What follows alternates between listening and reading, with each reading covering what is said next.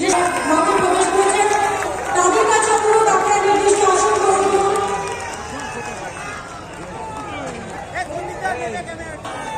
তনুশ্রী মঞ্চের পাশে চলে আসে। যে কথা আমি